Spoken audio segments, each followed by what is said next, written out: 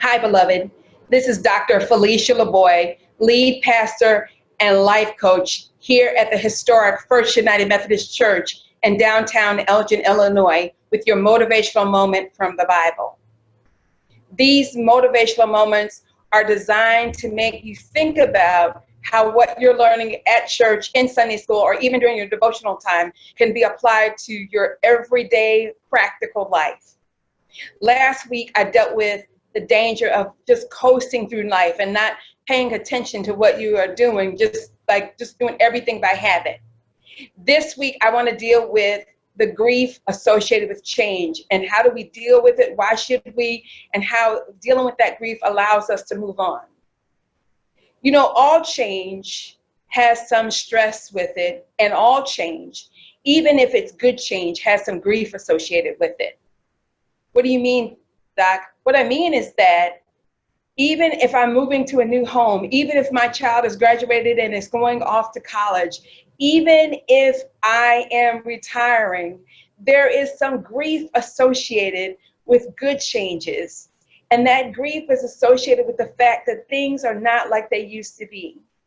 We don't have to tell those folks who have change thrust upon them that they didn't want that there is some grief associated with change. You know, when you get a bad report from the doctor, or notice that a loved one is dying, or maybe you got laid off from your job.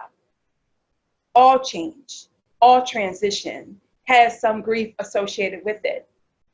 And most of the time we try to act like that grief is not there. And in doing so, I think we prolong and miss out on some of the joy that God has for us when we are moving into a new season of life. As I was thinking about this idea around change, I felt led to go to 1 Samuel 16. Most of us focus on the part where Samuel is having a meal with Jesse to determine who is the next king of Israel. And he misses that David could be the next king because he's looking at what had been. As important as that part of 1 Samuel 16 is, I think we miss the fact that the first few verses of that chapter are also equally important. In the beginning of that chapter, after God has spoken to the prophet Samuel, and after he has had to deliver to Saul, that God is through with his leadership. The scripture tells us that Samuel wept, and he wept bitterly. Some translations even tell us that he wept all night, grieving over what could have been. Remember, Samuel is the one who anoints Saul. Samuel is the one who's been there present in the leadership, and Samuel sees what could have been. And the text tells us that after weeping, God comes to Samuel and says, how long are you going to grieve over that? I think that that's very profound for all of us who go through change. I think it's profound because, first of all, it allows me to say that this meant something to me, that I had hope and expectations around this, that there was some part of this that I really enjoyed, and I'm going to miss it. I'm going to miss what has been, some part that allows me to grieve. I'm moving into retirement. I'm excited about it, but God, I miss my students and all the fun times. And as equally as important as acknowledging and allowing your feelings to have their way is this whole idea that there has to be a time for grief to stop. There has to be a time when we look to Jesus and ask him, what are you done within my life? And look to him for the hope that what's in front of us is much better than what's behind us. Now, we know that if we're driving, right? The rear view mirror is a lot smaller than the windshield. But often, many of us look at our past with rose-colored glasses, and we think it's always better. And so we grieve, and we never acknowledge that grief.